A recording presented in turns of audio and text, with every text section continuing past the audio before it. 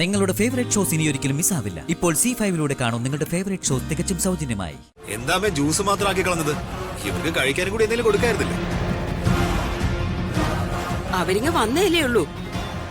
അതിനൊക്കെ ഇനിയും സമയമുണ്ടല്ലോ, അല്ലേ ഋതുമോളെ? എല്ലാം എന്റെ പ്രാർത്ഥനയുടെ ഫലമാ. ഋതുമോളും വർമ്മസാറും തമ്മിലുള്ള പ്രശ്നമെല്ലാം മാറുമെന്ന് ഇത്തവണ മോൾക്ക് വേണ്ടി ആറ്റുകാലമ്മയ്ക്ക് പൊങ്കാലയിട്ടപ്പോഴേ എനിക്ക് ഉറപ്പായിരുന്നു. നിങ്ങൾ നോക്കിക്കോ, വർമ്മസാറുമായിട്ടുള്ള എല്ലാ പ്രശ്നങ്ങളും ഉടനെ തീരും. നിങ്ങൾ രണ്ടാളെ ഭാര്യ ഭർത്താക്കന്മാരായി വർമ്മസാർ അംഗീകരിക്കും. ആ ഞാൻ ചെന്നേ ഈ സന്തോഷ വാർത്ത വേണുവേട്ടനോട് പറയട്ടെ.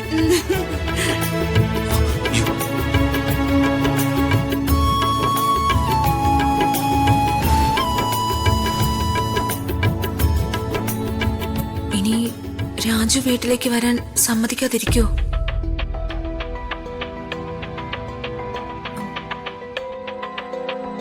എന്താ രാജുവിന്റെ തീരുമാനം?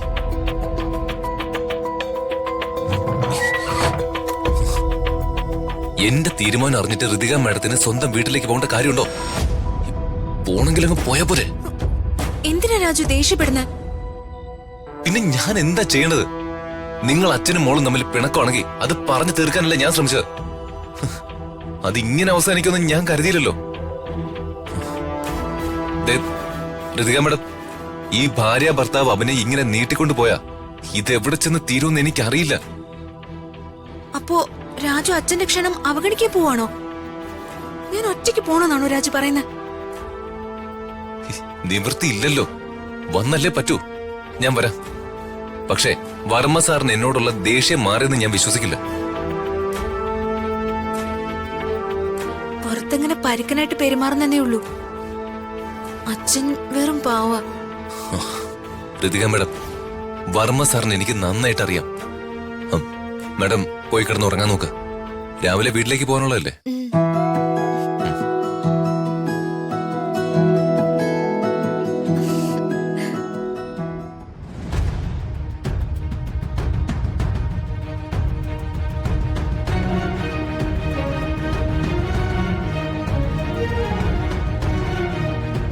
അമ്മേ, എന്താ? എനിക്കൊന്നും മനസ്സിലാവുന്നില്ല. അമ്മ ഓരോന്ന് പ്ലാൻ ചെയ്യും, അതിന് വിപരീതമായി എന്തെങ്കിലും നടക്കും. ഒരു ദിവസം ഈ വീട്ടിൽ നിന്ന് മാറിയെന്നപ്പോ അമ്മാവൻ അവന്റെ വീട്ടിൽ ഊണ് കഴിക്കാൻ പോയി.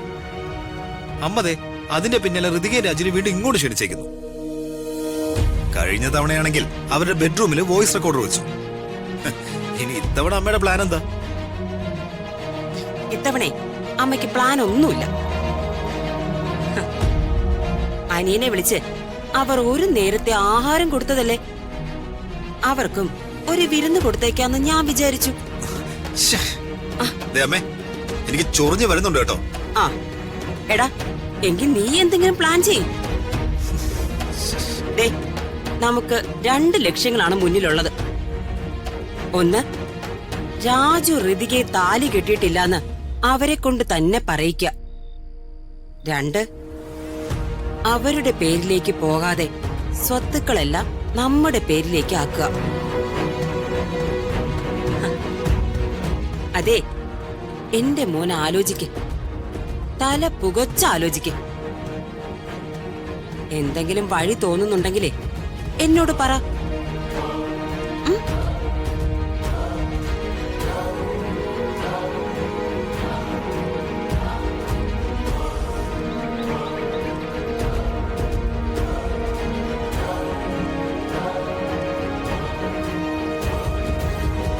ചേച്ചി, യാമിനി, നീ രാജുവിനെ ഋതികയും വിളിച്ചിരുന്നോ?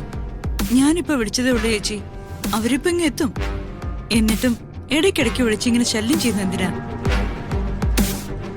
എന്നാലും ഇത് എത്ര നേരോട്ടാ ഞാൻ കാത്തു നിൽക്കുന്നേ. അല്ല, ഇവരെന്താ താമസിക്കുന്നേ?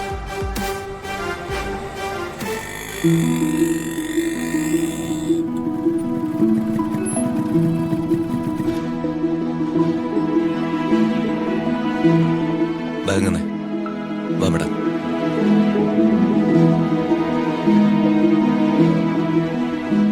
ആഹാ, നിങ്ങൾ എത്തിയോ? എനിക്ക് സന്തോഷമായി. മോളെ ശരിയമ്മേ. എന്താ രാജു ഇങ്ങനെ നോക്കി നിൽക്കുന്നേ? വാ വന്നിരിക്കെ. യാമിനി, ഇവർക്ക് കുടിക്കാൻ ജ്യൂസ് എടുക്ക. ആ ശരി ചേച്ചി. ജ്യൂസ് ഒന്നും വേണ്ട മാഡം. അത് രാജു ആണോ തീരുമാനിക്കുന്നത്? യാമിനി, രാജു അങ്ങനെയൊക്കെ പറയും. നീ ജ്യൂസ് എടുക്ക. ഋതുമോളെ ഇരിക്കും. വാ ഇരിക്കെ. വാ ഇരിക്കെ. ഇരിക്ക് രാജു, ഇരിക്കെ.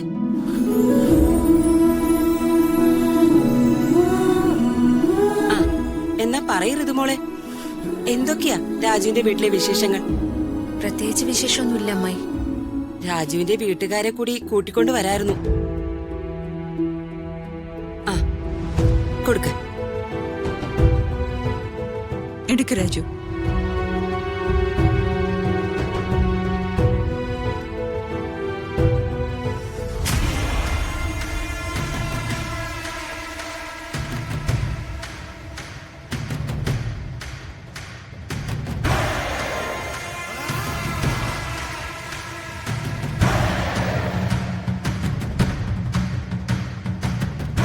പേടിക്കണ്ട. പ്രതാപം പറഞ്ഞിട്ട് തന്നെയാ ഞാൻ നിങ്ങളെ ക്ഷണിച്ചത്. അവൻ എന്തെങ്കിലും ടെൻഷനിലായിരിക്കും. അതാ നിങ്ങളോട് സംസാരിക്കാതെ പോയെ. രാജുവിനെ അറിയാലോ അവന്റെ പ്രകൃതം. നിങ്ങളിരിക്കെ.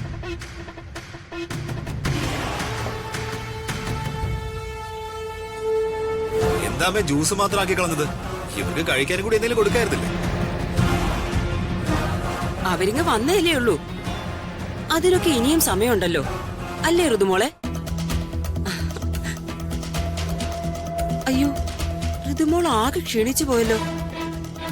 രാജു, ഋതുമോൾക്ക് അവിടെ എന്തെങ്കിലും കുറവുണ്ടെങ്കിൽ, പണത്തിനോ മറ്റെന്തെങ്കിലും തരത്തിലുള്ള സഹായം വേണമെങ്കിലേ എന്നെ വിളിക്കണം കേട്ടോ.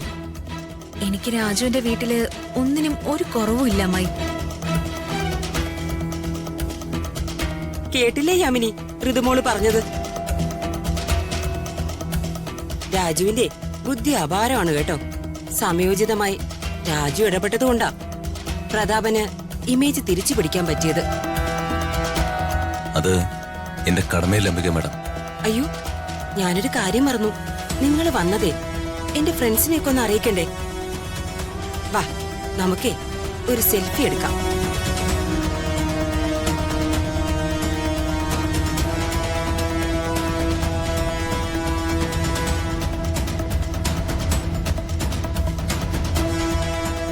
മോളുടെ അടുത്തേക്ക് ചേർന്നിരിക്കും രാജു.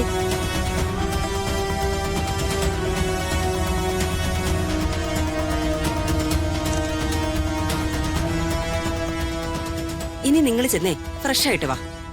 ഗംഭീര ഡിന്നറാ ഞാൻ നിങ്ങൾക്ക് വേണ്ടി ഒരുക്കിയിരിക്കുന്നെ.